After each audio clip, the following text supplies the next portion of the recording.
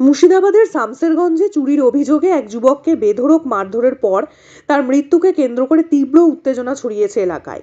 ঘটনাটি ঘটেছে শামসেরগঞ্জের ফিল্ডপাড়া 15 নম্বর ওয়ার্ডে, যেখানে বৃহস্পতিবার ভোররাতে চুরির অভিযোগে শুলিতলা গ্রামের যুবক আব্দুল সাইদকে মারধর করা হয়।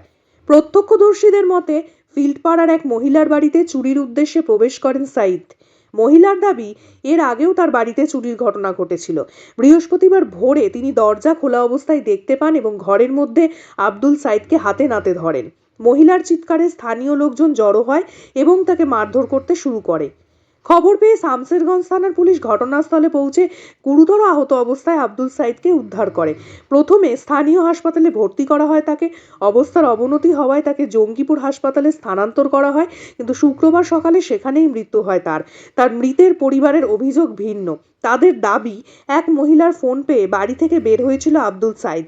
তাকে পরিকল্পিতভাবে ফাঁদে ফেলে মারধর করা হয়েছে। ঘটনার পূর্ণাঙ্গ তদন্তের দাবি জানিয়েছে পরিবার। অন্যদিকে মহিলার বক্তব্য অনুযায়ী তিনি পূর্বের চুরির ঘটনাগুলির জন্য আগে থেকেই সতর্ক ছিলেন। সেই জন্য রাতে দরজা খোলা দেখে সন্দেহ হওয়ায় তিনি চোর বলে চিৎকার করেন এবং স্থানীয়রা এসে তাকে ধরে মারধর করে। পুলিশ ঘটনার তদন্ত শুরু করেছে। ঘটনায় জড়িতদের শনাক্ত করতে এবং পুরো ঘটনার সত্যতা খুঁজে বের করতে স্থানীয় বাসিন্দাদের জিজ্ঞাসাবাদ চালাচ্ছে। শামসেরগঞ্জে এই মৃত্যুর ঘটনায় উত্তেজনা এখনো চরমে। চুরি হয়েছিল আমার বড় দাদার বাড়ি। যখন আমরা খবর পেয়েছি, খবর পাওয়ার পরে এসে দেখলাম এখানে বেঁধে রাখা আছে। প্রায় তখন 4টা সাড়ে 4টা বাজে। এখানে আসার পর থেকে বেঁধে রাখানো হয়েছে। এখানে 3-4টে মেয়ে বসেছিল বলে ওখানে বেঁধে রাখা হয়েছে। সেই খাম্বার কাছে গেলাম, দেখলাম। তো তখন থেকে আসার পরে কাউকে আর আমি মারতে দিইনি, কি যে যা মেরে নিয়েছেন, এখন আর কেউ মারবেন না।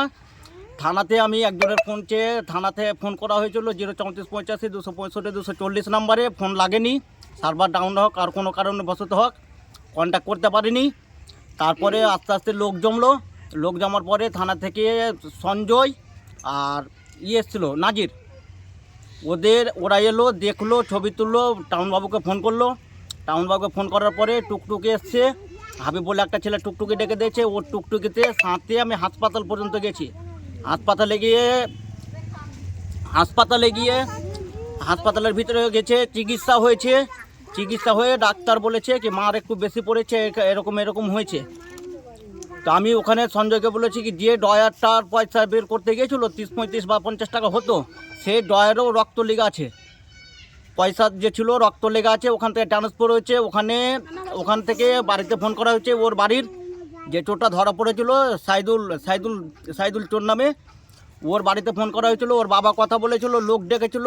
বাড়ির ছেলে কেউ আসেনি, 2টো মহিলা গেছিলো, যেটা সম্ভবত একটা ওর বোন ছিল, একটা ওর মা।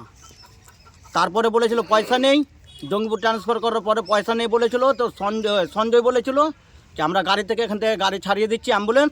রতনপুর মোড়ে আমরা ফোন করে বলেছি পয়সা নিয়ে আসবে, রতনপুর মোড়ে পয়সা নিয়ে তোমরা চলে যাবে। নয় আইডিয়া অনুভব করতে পারছি না। এখন 2-4-5 জন হতে পারে, 10-20-50 জন হতে পারে, সেটা বলতে পারবো না। কারণ এখানে ও ধরা পড়েছিল চোর হিসেবে। পার্শ্বে কিছুটা দূরে লোক মারা গেছিল, সেখানকার লোক, আশপাশের লোক, আরও অনেক জায়গার লোক ছিল। এটা শামসেরগঞ্জ ফিল্ড মাঠপাড়া। আমার নাম আব্দুল শাহিন। মেরে ফেলেছে, বস্তে ভরা আছে। গেলাম, যে বললো, যে দেখছি তো সার পাঠে সুতা আছে, তো মুখ দিয়ে ঘুরঘুরি উঠছে, দিয়ে বলছে খালি পানি খাবো বলছে। তো কেউ পানি দিলে না। তো আমার দেওয়ার ফোন করলো কি বাড়ি চলাই, ওরা করছে। দিয়ে তখন থানা হলে পুলিশ গেল, দিয়ে এলে যে মারলে। ফিজলতলার মাঠে মেরেছে। তো শামসেরগঞ্জ ফিল্ড করে নেচুর বাগানে যেয়ে ফেলে রেখেছে, আতি বেঁধে রেখেছে আমার কাকি।